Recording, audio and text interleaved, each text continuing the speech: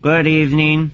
Modest Mouse's Good News for People Who Love Bad News is a strange, brilliant balancing act, equal parts existential crisis and manic celebration. It's an album that sounds like trying to dance while sinking in quicksand, grinning through the creeping anxiety of life's absurdity, and somehow that contradiction is exactly what makes this record so endearing.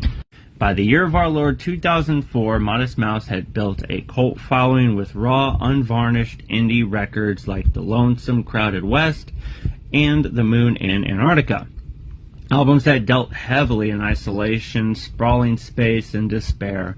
But Good News marked a sharp left turn. The sound became tighter, punchier, radio-friendly even, without losing Isaac Brock's cracked philosophical ramblings or the band's jagged sense of rhythm.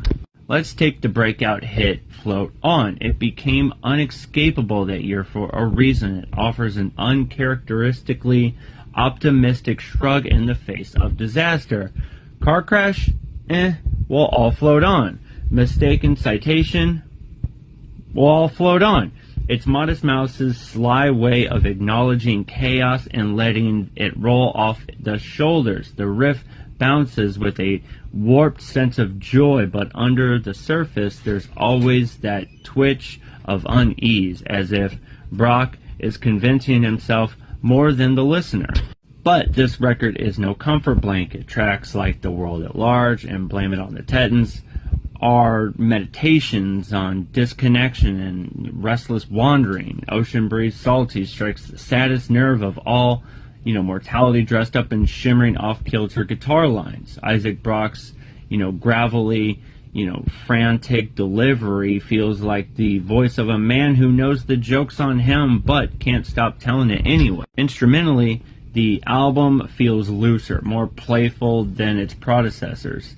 Horn sections, banjos, and unexpected, percussion creates carnival-like chaos in songs like Dance Hall and Bukowski, while the Devil's Workday plunges headlong into the sort of Tom Waits-style nightmare of brass and menace. But underneath the noise and the humor, the real thread holding this album together is existential fear. Fear of death, of irrelevance, of meaninglessness.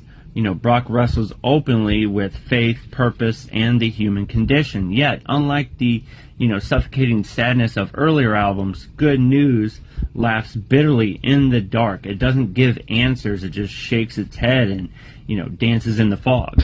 And that may be why this record resonates 2 decades later in an era of post-9/11 uncertainty and indie rock's unexpected brush with the, mainstream. Good News felt like the perfect soundtrack for people waiting for the sky to fall, but laughing nervously as they wait. It's pop music made by people who clearly don't trust happiness, but who know that sometimes you have to fake it anyway. In the grand story of Modest Mouse, Good News is the album where their weird, wild, thoughtful energy broke through the wider world. It might not have that sort of sprawl of The Moon in Antarctica or the raw power of The Lonesome Crowded West, but it has something else, the uneasy sound of coping, and maybe that's the real Good News. So if you haven't listened to this album, dude, check it out.